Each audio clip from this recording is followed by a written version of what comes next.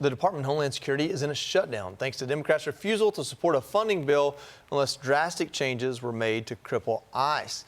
Now they're trying to pin the blame on Republicans.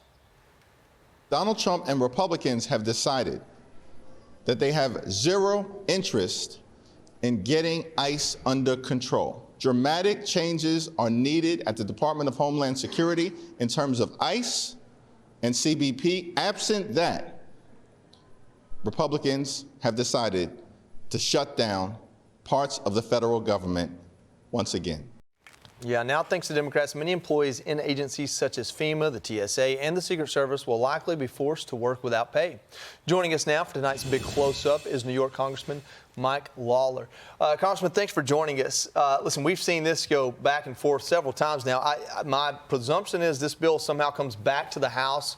I think generally speaking, the Republicans in the Senate are more likely to give concessions than a consensus of Republicans in the House. If it comes back to the House with some of these 10 things Democrats are asking for, what would we see? Do you think the Speaker would take this bill up, leveraging Democrat votes to get it passed with some of those concessions in it?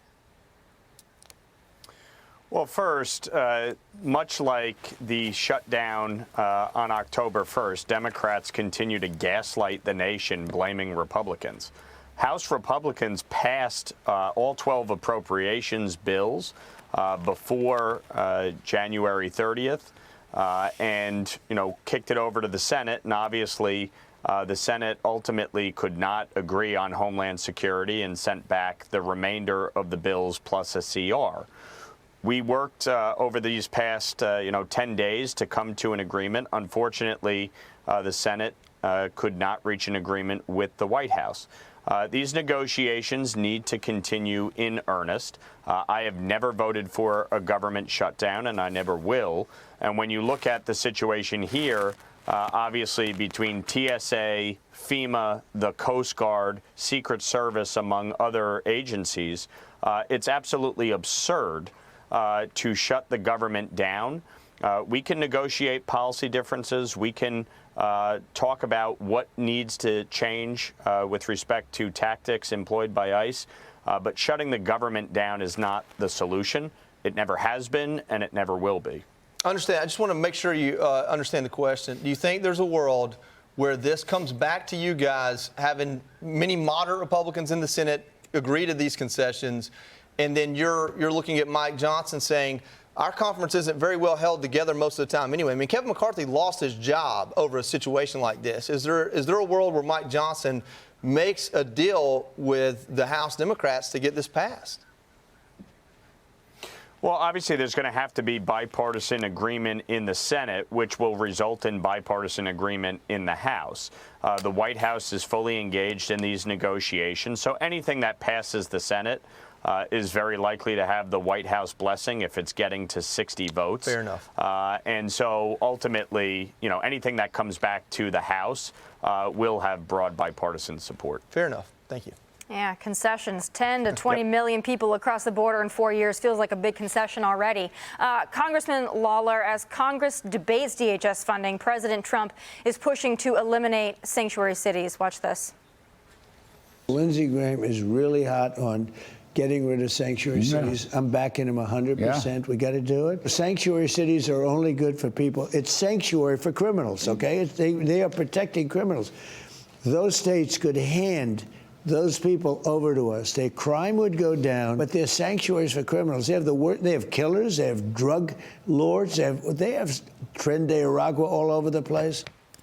So this comes as DHS just arrested a criminal illegal alien child predator who was released on bail in Portland because of the city's sanctuary policies. So now Democrats in your suburban New York district are calling for legislation that would end cooperation with ICE. Congressman Lawler, how do you plan to combat this? Well, first, the president is 1,000% correct. This is an important point. Sanctuary cities do not make our communities more safe. In fact, They make us less safe.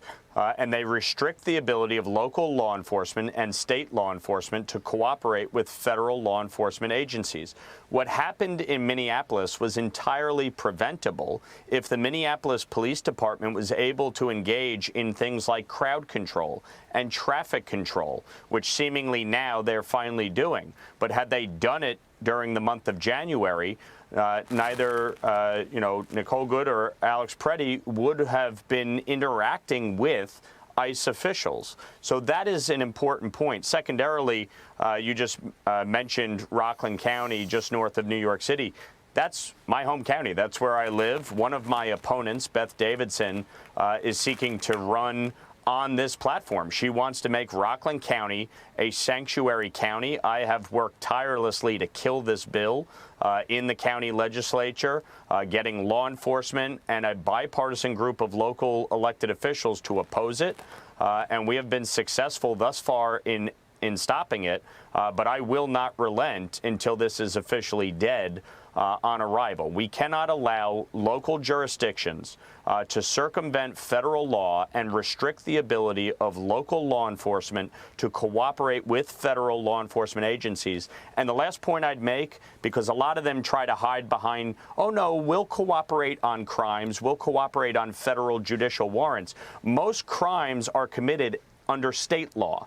And the fact is they don't cooperate when it comes to state crimes. And they prevent local law enforcement from cooperating on detainer orders that are issued, especially when somebody commits a state crime. And in New York, or Portland, Oregon, for instance, where you have these disastrous cashless bail laws releasing criminals, hardened criminals, back out onto the streets, it's a major problem. So I will fight tooth and nail against sanctuary cities. The president is correct. We need to kill them. Congressman Lawler, you have been doing a lot on the behalf of bipartisanship lately. You had an op-ed in the New York Times about how approach to ICE should be bipartisan. You voted for the Save America Act this week, which just narrowly passed the House, even as Democrats like Jasmine Crockett call the bill voter suppression wrapped in a lie.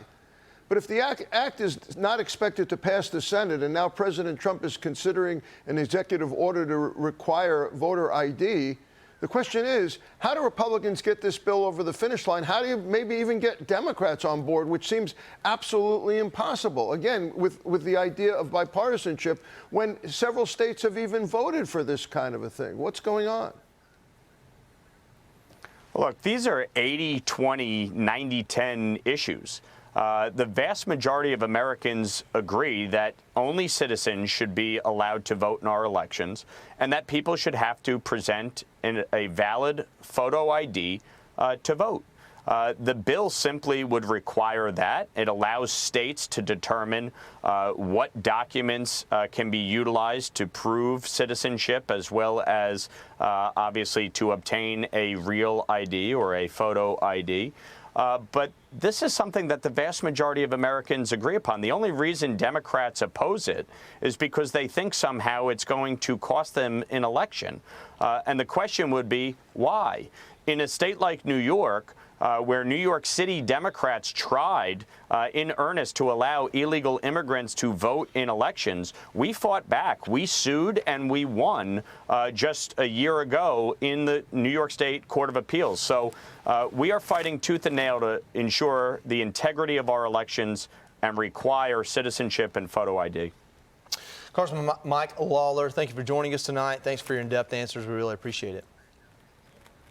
Thank you. Appreciate it. Hey, Sean Hannity here. Hey, click here to subscribe to Fox News YouTube page and catch our hottest interviews and most compelling analysis. You will not get it anywhere else.